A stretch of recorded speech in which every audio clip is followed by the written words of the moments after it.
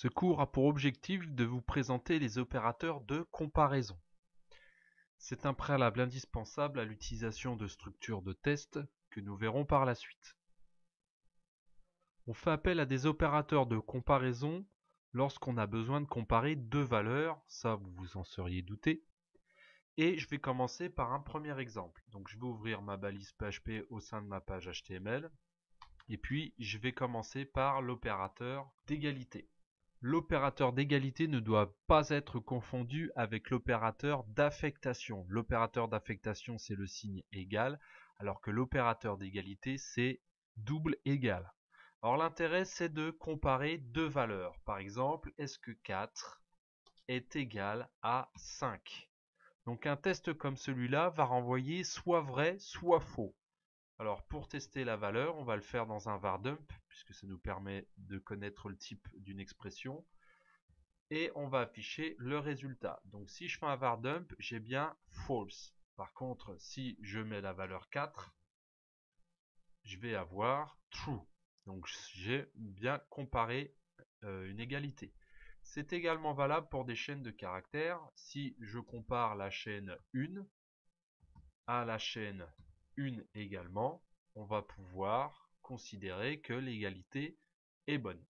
Par contre, si ici j'ai un caractère en plus, je vais avoir une inégalité, donc ça va renvoyer false. Donc il faut bien comprendre que quand on fait une comparaison, on va avoir un résultat qui est soit vrai, soit faux. Il est un petit cas particulier en PHP, puisque PHP est un langage à typage faible, et que en plus il y a des transtypages automatiques, c'est-à-dire que les types changent dynamiquement. Par exemple, si on prend cet exemple-là où je vais mettre la valeur 1, ici c'est une chaîne de caractères. Si je prends la valeur 1 comme ça, nous allons voir que c'est un entier. Si j'actualise, on voit bien que j'ai une chaîne qui est 1 et un entier qui est 1. Eh bien en PHP, quand on fait ce genre de test, étonnamment c'est pas le même type. On a bien une chaîne que l'on compare à un entier, donc autant comparer des choux et des carottes. Et pourtant ici, notre test va nous mettre true.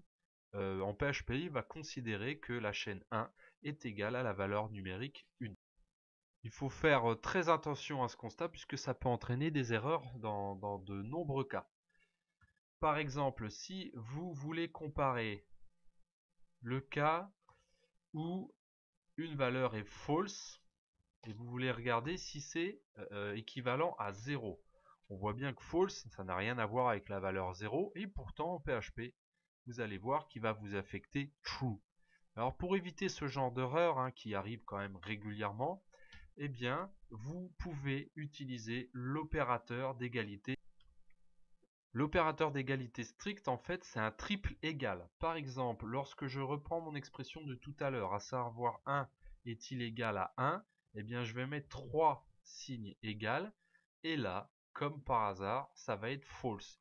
En fait, PHP va comparer déjà les types. Est-ce que c'est du même type? Donc ici, on a une chaîne de caractères qui est comparée à un entier. Donc c'est pas du même type. Donc de toute façon, il renverra pas la valeur true. Ici, je reprends l'exemple de tout à l'heure. Si je prends l'opérateur d'égalité stricte, ici, on aura bien false. False n'est pas égal à 0. Alors, continuons nos explications des opérateurs avec l'opérateur d'inégalité. Alors, cet opérateur, comme son nom l'indique, va nous permettre de savoir si deux valeurs ne sont pas égales ou si elles le sont. Par exemple, je vais prendre est-ce que 4 est différent de 5? Alors, différent, dans l'opérateur d'inégalité, c'est le point d'exclamation suivi du signe égal. Donc ici, 4 est différent de 5, donc cette expression va nous renvoyer true. Il n'y a pas de difficulté ici.